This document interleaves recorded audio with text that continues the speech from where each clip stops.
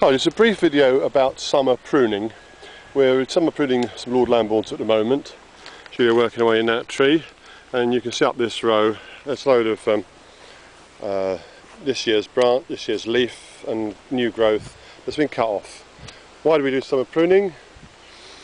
It's because the trees sometimes make excessive growth, and it's more than we need. It will choke the tree up.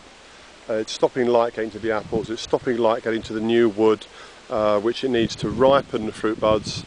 So we basically just take a lot of these new growths that have come up this year, this current year, the 2008 leaders, and we cut some of them out, we shorten some back, and we leave some completely alone.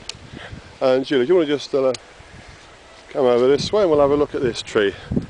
This is a tree we haven't just started on yet. You can see there's some new growth. This is this year's growth that's coming right up through the tree. We call a water shoot. This is undesirable, so I'll be taking that clean out. Let's take that film there. Take that for me, please.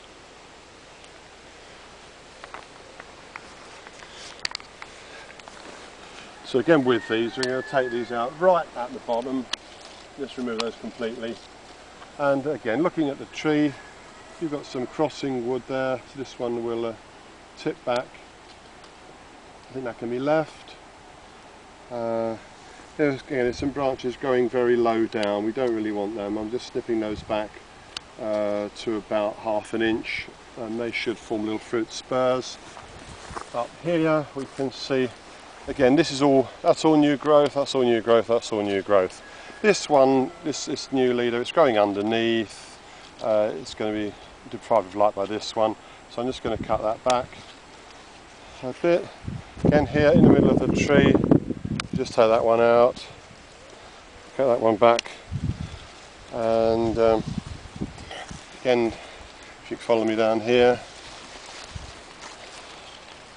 that's excessive growth going down below, we don't need it. Here again, it's too much, don't want that. I've got to spare this one, it's got an apple on it, just cutting that back a few inches above. If you can just home in here and I'll show you how to make the cuts. You don't want to just cut across like that, any old how. What you want to do is go behind a bud and cut off neatly like that. Or better still, show you from the top end. You want to make a cut like that. So you slide the secateurs down until they're resting against the leaf, and then make a slanting cut. That's the least amount of wood wasted, and that'll heal up more neatly. So again, just remember these are open centred trees. Going back to other videos, we want air and light to get into the centre of the tree. So where the tree is making excessive new growth in the middle of the tree, we're thinning that out. But you'll notice that a lot of these leaders, like here's an example, that's grown away from the growing point here, right up to there. That's a really nice bit of new growth. I'm going to leave that completely. What you don't want to do is go around tipping all of these. You don't want to go around cutting a bit off like what I just did. I don't normally do. Don't just go around and tip them all. Either cut them completely out or cut them back to a 3 or 4 buds like that, and that'll form a little fruit spur, or leave them alone. And so just to take the camera again,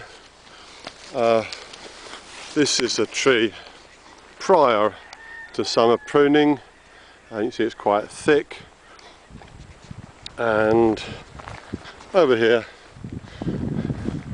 it's a tree that's been summer pruned, and you can see there's a lot more space. Once again, I can throw my hat through the middle of the tree, more or less. Okay, so that's summer pruning, and the benefit of doing it is it helps keep the tree in balance and helps more light and air get to your apples.